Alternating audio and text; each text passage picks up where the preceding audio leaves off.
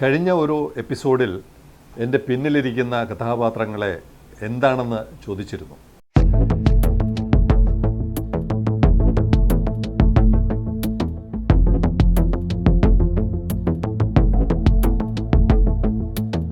ചിലർ ഉത്തരം നൽകിയിരുന്നു. ചിലർ പറഞ്ഞു ടെക്സ്റ്റൈൽ, എക്സ്പോർട്ട് ചെയ്യാനുള്ള ടെക്സ്റ്റൈൽ ആണ് പിന്നിലിരിക്കുന്നത്. ചിലർ പറഞ്ഞു കൊടികൾ, ഫ്ലാഗ് ആണെന്ന് പറഞ്ഞു. ചിലർ പറഞ്ഞു റെഡിമെയ്ഡ് ഷർട്ട്സാണ്. ഒരാൾ ഏകദേശം കൃത്യമായ ഉത്തരം പറഞ്ഞു, കൈലാസ്. കുപ്പികൾ, അതിനുള്ളിൽ പ്ലാസ്റ്റിക് കവർ. എന്തായാലും പ്ലാസ്റ്റിക് ആണെന്നുള്ള കാര്യം അദ്ദേഹത്തിന് ബോധ്യമായി. കാര്യമായിട്ട് അധികം റെസ്പോൺസ് ആ ചോദ്യത്തിനുണ്ടായില്ല.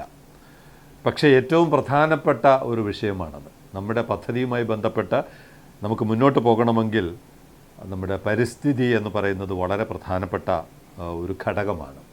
നമ്മളെല്ലാവരും വളരെ അഹങ്കാരത്തോടെ പറയുന്നത് 24 മീറ്റർ ആഴം വിഴിഞ്ഞം പദ്ധതിക്കുണ്ട് എന്നുള്ളതാണ്. ഇതെല്ലാ കാലത്തും 24 മീറ്റർ ആഴം ഉണ്ടാകുമോ എന്നുള്ളത് പല കാര്യങ്ങളെ ആശ്രയിച്ചാണ് ഇരിക്കുന്നത്. ഈ കാലാവസ്ഥാ മാറ്റം ചിലപ്പോൾ 24 മീറ്റർ 28 മീറ്റർ ആഴമാക്കി മാറ്റിത്തരും. 28 മീറ്റർ ആഴമായാൽ എന്താണ് സംഭവിക്കാൻ പോകുന്നത്? തിരയെല്ലാം കൂടി ഹാർബറിനകത്ത് വരും. അപ്പോൾ വിഴിഞ്ഞം പദ്ധതിയെ സ്നേഹിക്കുന്ന എല്ലാവരും ഈ റിപ്പോർട്ട് പൂർണ്ണമായും കാണണം, കേൾക്കണം. അത് കഴിഞ്ഞ് ഇത് നമ്മുടെ നിത്യജീവിതത്തിൽ നടപ്പാക്കാൻ ശ്രമിക്കണം. ഇതാണ് കഥാപാത്രം. 2017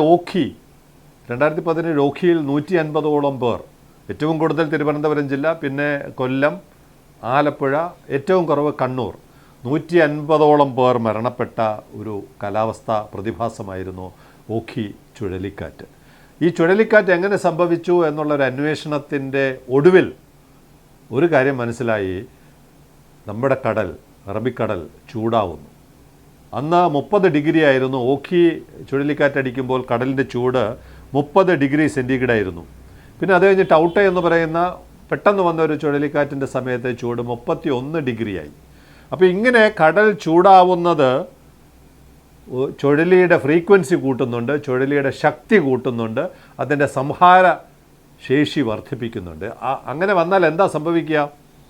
ഈ ഓഖിയുമായി ബന്ധപ്പെട്ട് വിഴിഞ്ഞം തുറമുഖത്തിൻ്റെ പ്രദേശം സന്ദർശിച്ചപ്പോൾ ഒരു ബാർജ്, കടലിൽ ഡ്രഡ്ജിങ്ങിന് വേണ്ടി കൊണ്ടുവന്നിരുന്ന ഒരു ബാർജ് കരയിലിരിക്കുന്ന കാഴ്ചയാണ് ഞങ്ങൾ കണ്ടത്. അപ്പോൾ ഒരു കാലാവസ്ഥാ മാറ്റം അല്ലെങ്കിൽ ഇതുപോലുള്ള കാര്യങ്ങൾ വരുമ്പോൾ അത് നമ്മുടെ ഇത്രയും വിലപ്പെട്ട ഇൻഫ്രാസ്ട്രക്ചർ, വിഴിഞ്ഞം പദ്ധതി മാത്രമല്ല, സാധാരണക്കാരുടെ വീടുകൾ, മത്സ്യത്തൊഴിലാളികളുടെ വീടുകൾ, അവരുടെ വള്ളങ്ങൾ, അവരുടെ വലകൾ, അവരുടെ ജീവൻ, ഇതെല്ലാം നഷ്ടപ്പെട്ടു പോകുന്ന ഒരു പ്രതിഭാസമാണ്, കാലാവസ്ഥാ മാറ്റമാണ്. ഇത്തരം ചുഴലികളിലൂടെയും വലിയ മഴകളിലൂടെയും കുമ്പാരമേഘങ്ങളിലൂടെയും ക്ലൗഡ് ബേസ്റ്റിങ്ങിലൂടെയും ഒക്കെ ഈ അടുത്ത നാളുകളിലാണ് ഈ വാക്കുകളെല്ലാം നമ്മൾ പഠിക്കുന്നത്. പണ്ടിതൊന്നും ഇങ്ങനെയൊന്നും കേട്ടുകേൾവി പോലും ഇല്ലായിരുന്നു. അപ്പോൾ നമ്മളെ എല്ലാം വളരെ ഗുരുതരമായി ബാധിച്ചുകൊണ്ടിരിക്കുന്ന ഈ കാലാവസ്ഥാ മാറ്റത്തിൽ പ്ലാസ്റ്റിക്കിന് ഒരു വലിയ പങ്കുണ്ട് എന്നുള്ളതാണ് ആ പഠനത്തിൻ്റെ ഭാഗമായി തെളിഞ്ഞു വന്നത്. ഏകദേശം 17 ട്രില്യൺ 170 ലക്ഷം മൈക്രോ പ്ലാസ്റ്റിക് ഇന്ന് നമ്മുടെ കടലിലുണ്ട്. ഈ ഇതിലുണ്ടാകുന്ന ഈ പ്ലാസ്റ്റിക്കുകളുടെ വ്യാപനം എന്താണ് സംഭവിക്കുക?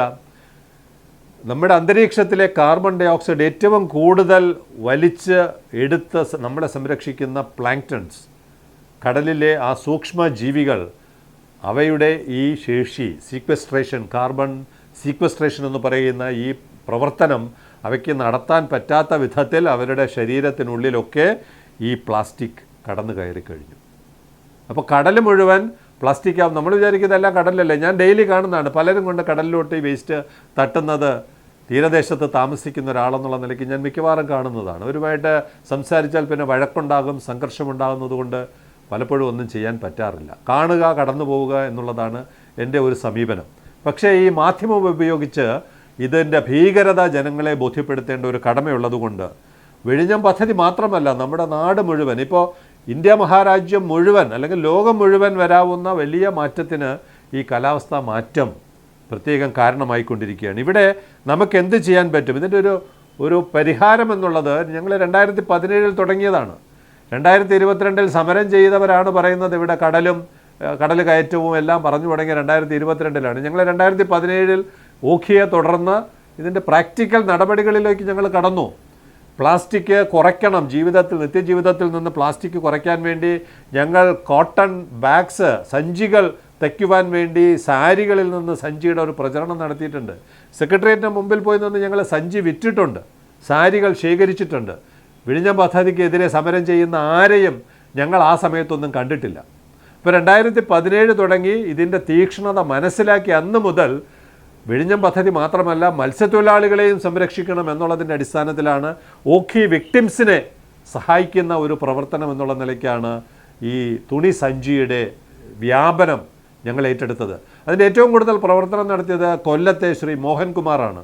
വലിയ തോതിലുള്ള പ്രവർത്തനമാണ് അദ്ദേഹം ഈ തുണി സഞ്ചിയുമായി ബന്ധപ്പെട്ട് വീട്ടിലിരുന്നു കൊണ്ടത് തയ്ക്കുക, കടകളിൽ വിൽക്കുക, ആളുകൾക്ക് സൗജന്യമായി കൊടുക്കുക എന്നുള്ളൊരു വലിയ പ്രവർത്തനം അദ്ദേഹം നടത്തി നമുക്കൊരു മാതൃക കാണിച്ചു തന്നതിൻ്റെ അടിസ്ഥാനത്തിലാണ് ഈ ഓഖിയെ തുടർന്ന് ഇത്തരമൊരു പ്രവർത്തനം നടത്തിയത്.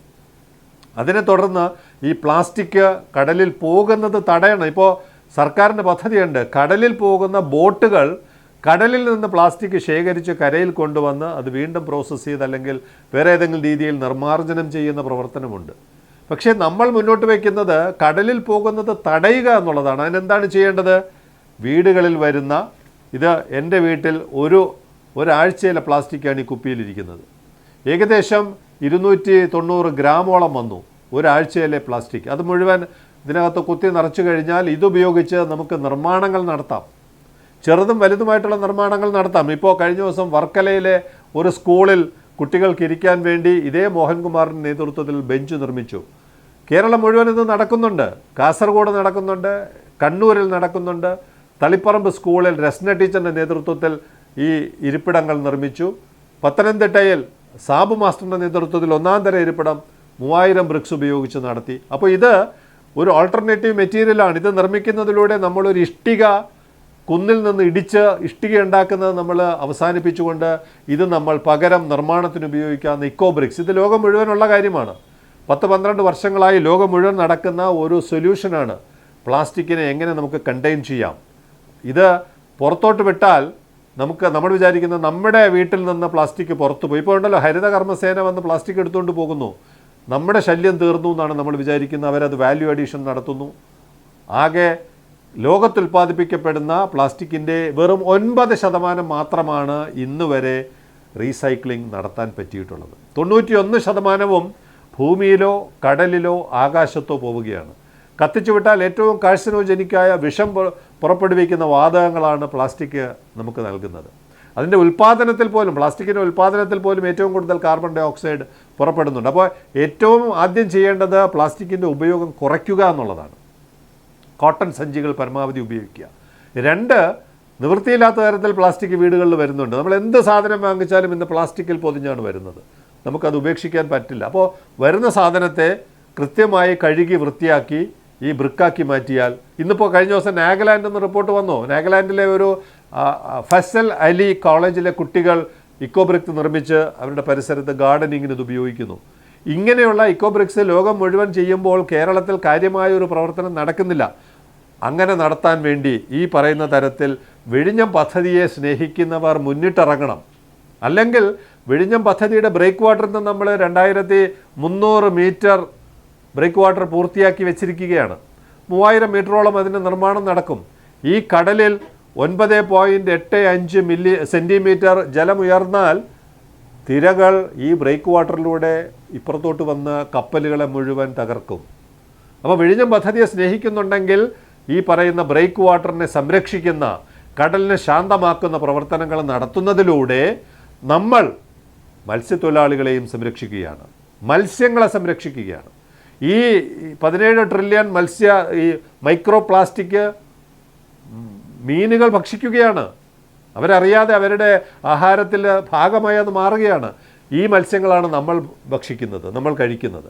ഇന്ന് മനുഷ്യ ശരീരത്തിൽ രക്തത്തിൽ പ്ലാസ്റ്റിക് എത്തിക്കഴിഞ്ഞു, ബ്രെയിനിൽ പ്ലാസ്റ്റിക് എത്തിക്കഴിഞ്ഞു, പ്ലാസൻ്റയിൽ പ്ലാസ്റ്റിക് എത്തിക്കഴിഞ്ഞു എന്ന് ശാസ്ത്രം പറയുന്നുണ്ട്. അപ്പോൾ ഇതിൽ നിന്ന് രക്ഷപ്പെടാൻ യാതൊരു മാർഗവുമില്ലാത്ത തരത്തിൽ ഒരു മിനിറ്റിൽ ലോകം മുഴുവൻ 10 ലക്ഷം ബോട്ടിലാണ് അടിക്കുന്നത്. ഒരു മിനിറ്റിൽ 10 ലക്ഷം പെറ്റ് ബോട്ടിലാണ് അടിക്കപ്പെടുന്നത്. ഇതെവിടെ പോകുന്നു?